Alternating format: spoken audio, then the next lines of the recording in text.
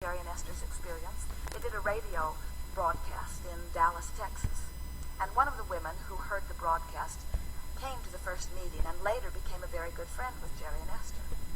And she later told them that at that first meeting, or on that way to that meeting, she had said, "All right, Abraham, whoever you are you good or evil?" Which sort of gives you an idea of where she was at that time. She did not yet know what we had to say, and she was not sure how it all broke down into physical terminology. And so, as the meeting unfolded, Esther remembers Abraham sitting in a chair and opening her eyes, and then pausing in silence for what felt to Esther like a very long time. And then the meeting got underway, and the questions and answers began. And a few weeks later, once Jerry and Esther became very good friends with this dear woman, she told them about her story, about how she had quizzed us on her way to the meeting, and that when Esther, Abraham, opened their eyes, that the room filled with wings of angels. And so we were offering a block of thought to this woman who was asking this intense question, a woman who was able to interpret visually on many occasions, and her interpretation gave her the answer that she was looking for, you see. And so we want to say to you, in a soft way, that it is in the eye of the beholder, in the sense that everyone has the ability to interact with non-physical, but you cannot interact apart from the beliefs you already hold. So sometimes in the beginning, what you will receive in terms of what you see or even what you hear will match the belief system that you hold. And in time, as you get more in sync with who you are, and you're able to relax and release some of the folklore that you've picked up along your physical trail, then you can begin to have more of your own authentic experience. But we want to say to you, one who sees light in a room or fireflies in a room is not more accurate than one who sees a room filled with angels' wings, or angels. In other words, you get to interpret this in whatever way that you want to. It is offered to you purely, but you are the interpreter of it, and so you make it what it is. And so, over time, it is extraordinary the amount of stories that physical man tells about his interaction with non-physical. We would call all of it real. We would call all of it valid. And then we would say, if we were standing in your physical shoes, in what way do I want to interact? Esther was not coming from a religious basis, and she did not want any distortion whatsoever. She was the purest slate that we had seen, in that she had not come to any conclusions of her own that would prohibit her from being able to receive clearly what we were offering. And so, as Esther finds words, they are always words that match the intention that we are offering. And then over time, as we offer words, and Esther depicts our meaning with words, and we are able to feel your response to her words, and then we are able to feel your vibration in response to her words. Over time, we have literally created a language that depicts purely the intent of Abraham. But that does not mean that it is the only language that is authentic. There are many ways of interpreting non-physical. I read a book a couple months ago, and I loved the book. It was by a woman named Lynn Grabhorn. Excuse me, Your Life is Waiting, and it was based on your teachings, and it was just said in a very powerful way. So then I picked up her next book, which was very disturbing to me.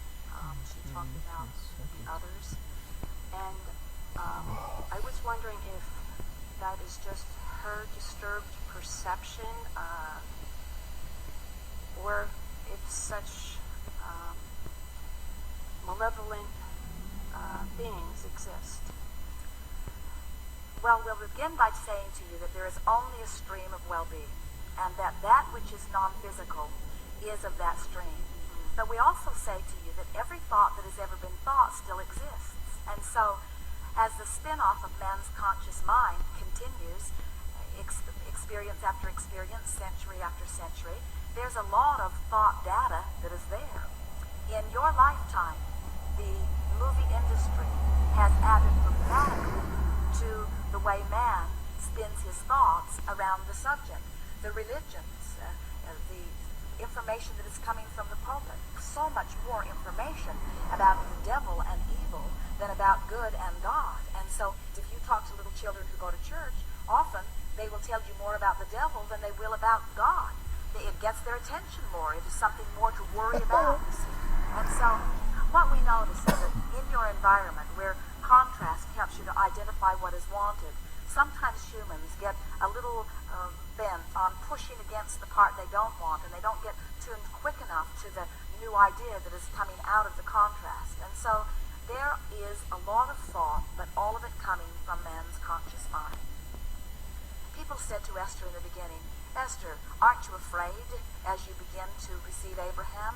And by the time she began receiving those questions, there was no fear within her at all. She had come to sense who we were. She could feel who we were. She knew that there was no sense of possession, because any time the telephone would ring while Jerry was having a chat with us, we would release her immediately. Esther could feel that we were there in response to their request, that we were not asserting ourselves into their experience in any way, that they were asking and that we were answering. And so Esther was not in a place of fear at all. And then people would say, don't you need to protect yourself in some way? And as Esther heard more and more of them saying that, she began asking us about that. And we said, it's just like saying, if I set my radio dial on 6:30, do I need to worry about getting something from all of the other stations? And the answer is no. When you set your tuner, law of attraction is going to bring you that which is a vibrational match to the signal that you yourself are set at, you see.